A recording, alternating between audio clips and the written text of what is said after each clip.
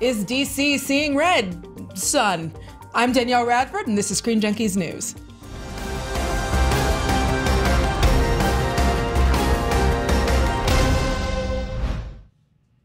Comic scribe Mark Millar of Old Man Logan, Wanted, Kingsman, and Kick-Ass fame revealed in a Twitter conversation that Warner Brothers may be looking to bring his Elseworlds comic Superman Red Son to a theater near you. Miller tweeted to Kong Skull Island director Jordan Vogt-Roberts, quote, "Did you hear WB pitching directors Red Son? 2 diff pals in last 2 months." Den of Geek UK picked up the story from there, claiming that their sources have informed them that this would be a live-action adaptation.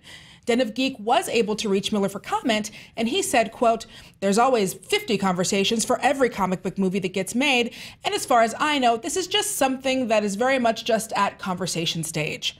Will we be getting a Superman Red Son movie? What do even just conversations mean for the DCEU?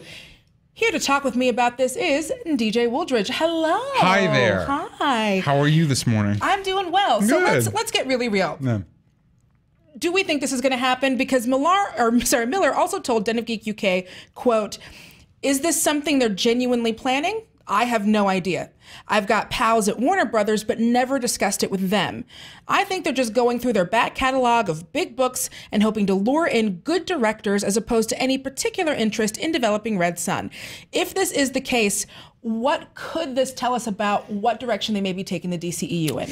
If it is the case, they could be building towards something insanely epic like Crisis on Infinite Earths. Right. They could be, or any one of the myriad of Crisis multiverse crossover tales. It could just any be 52s, just some 52. Yeah, it could just be a way to open up their storytelling opportunities. But I don't. It just doesn't make sense to me. Right. As a direction to go. I feel like it's a way to. It's one thing to have Elseworlds tales that are in the animated movies, straight to DVD movies, or having the TV universe be separate. Right. It's a whole nother thing to be like, hey, we checked out Man of Steel. Now here's another Superman movie, completely different universe, completely different setup, maybe even a different actor. Enjoy.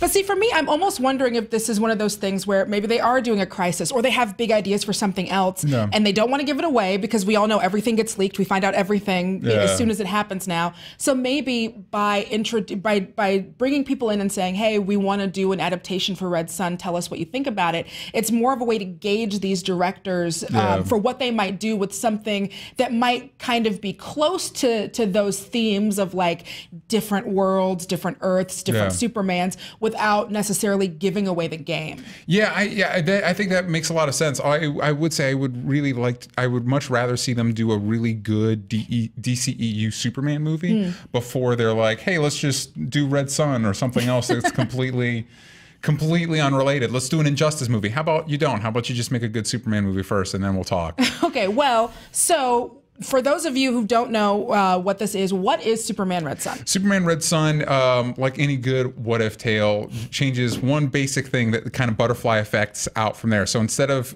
Superman's ship crashing in Kansas, it crashes in Russia, and it kind of explores how Superman's values were really generated by growing up in the American heartland. Right, and now that he is Soviet, how that would be different. And it's a very popular story. It's a very, very well received story. I don't need a live action version of it in my life personally. No. So we brought up Elseworlds. I think we said that a couple times. What is the Elseworlds? What is that? The Elseworlds is kind of like Marvel had an equivalent with the what if stories of just that. Like what if the universe played out differently? What if Superman was around for the Revolutionary War, or what if Batman was a vampire? Stuff like that. Or in this case, what if Wolverine was Lord of the Vampires? So that's one of those what if stories, and I love what if because I love those old Marvel what if stories because they are so bonkers. Yeah. And they go there's a great one. I think my favorite one is the one where like Rogue winds up getting Thor's hammer. Yeah. Which is really great and really sweet because at the end she's got like a family. Oh. I feel like that's the go-to for like the Marvel what ifs of like, what if so-and-so got the symbiote? Or like, what if so-and-so got Thor's hammer? Like they get the one item that gives the person powers. Yeah, whereas with a lot of these Elseworlds, a lot of it is like, ooh, what if you change this thing and put them in a different country or put them in a different time? Or what does the future look like? the bleak future.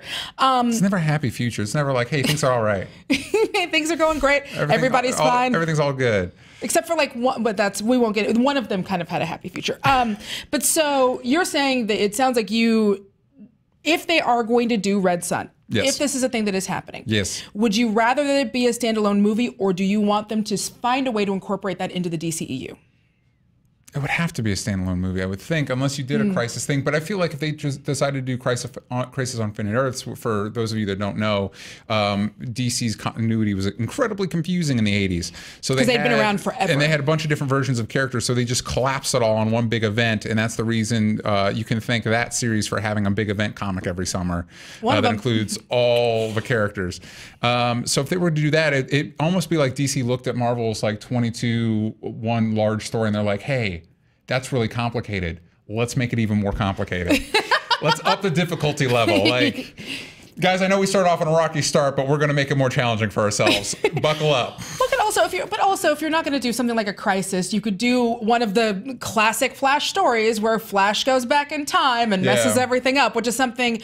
There we go. That we see the movie Flash. It's something that TV Flash does like every other week. Yeah, he just messes up everything. Just stop going back in time, Barry. You don't have to go back in time. No, just run like less fast and just stop. Because every single time he goes back and changes everything, and then he comes back and it's like, oh, everyone I love is dead or dying. Like, but so that could be another way, say, which I think might be interesting. Say you do a movie or Justice League or maybe even in the Flash movie where he does start messing around with some of this time stuff, and it's so severe that we get a whole movie to see how he messed everything up and them having to kind of bring it back and change it. That could be really cool. Fans have been very loud and vocal about wanting to see like a Flashpoint thing, and I feel like discussing this has brought up something in me that I realized like but how about we establish this universe before we mess it all up? Like you don't want like X-Men 2 to be Age of Apocalypse. You know what I mean? Like you need to set up before you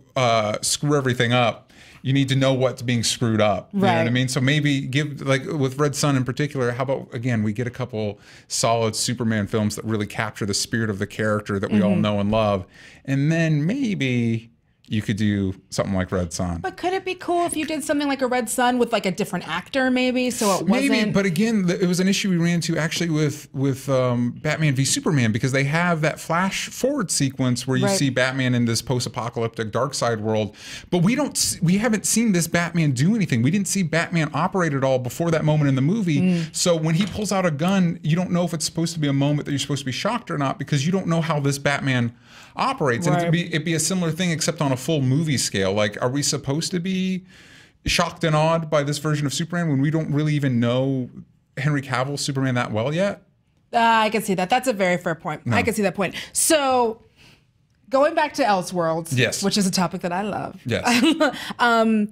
If this is real, and if they're doing it as a standalone and they're not incorporating it into this universe, that would mean we could get other Elseworld stories. Yes, that's true. So if that is the case, which other Elseworld stories would you like to see? I think I'm going to divide this into the ones that I'd really like to see, and then the ones that I think are more reasonable, maybe more popular. For me, I would love to see a live-action adaptation of New Frontier. I think that might be the best. It's so good that I forget it's an Elseworlds tale. It just feels like the definitive story of the Justice League. Also, All-Star Superman is amazing. But again, those are things that hew closer to the core concepts of these characters. If you're really going out there, I think a big one would have to be Kingdom Come.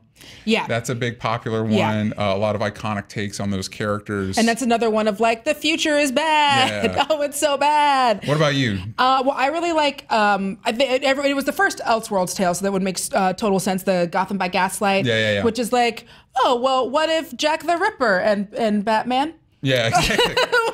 That was the pitch. Which I think would be really fun. Yeah. I really like The Nail. I think The Nail is great. The Nail is another one of those of like, well, what if Superman was like a different Superman? So in this one, it is if Mom and Pa Kent were on their way to get that little cute, adorable baby rocket, and that literally a nail got stuck in their tire, so they couldn't. And how does that affect the rest of the universe? And that could be something else that's super. I think those would be really cool movies. That would be really fun. So I would love to see any of those, but we want to know what you would like to see. Hey, so we've got a Twitter poll. What? So head over to the Twitter poll in the description down below and let us know if it is one of the three, The Kingdom Come, Gotham by Gaslight, or The Nail. And if it's not one of those, like if like Deej, you decide you wanted to see something different, just tweet it at us over at SJ News. And we already did one of these polls yesterday. Yeah, we were talking did. about what was the most plausible character death that could happen in either Avengers Infinity War or Avengers 4.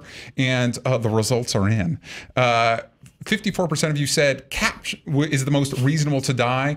He's not able to go all day. Then there's 31% for Iron Man fatality, and then 15% for Thor being taken out in 10 minutes. And if you remember, that was my pitch, and so you all failed me. Everybody, sorry that everybody failed. So DJ. maybe pick mine this time. Maybe pick his this time on that Twitter once again down below. Thank you all so much for watching. Please click here for more Screen Junkies news. Vote in today's Elseworlds poll at twitter.com/SJNews. And don't forget to click that subscribe button down below and to hit that little bell so you receive immediate notifications of all the latest breaking news. And we'll see you next time. Bye.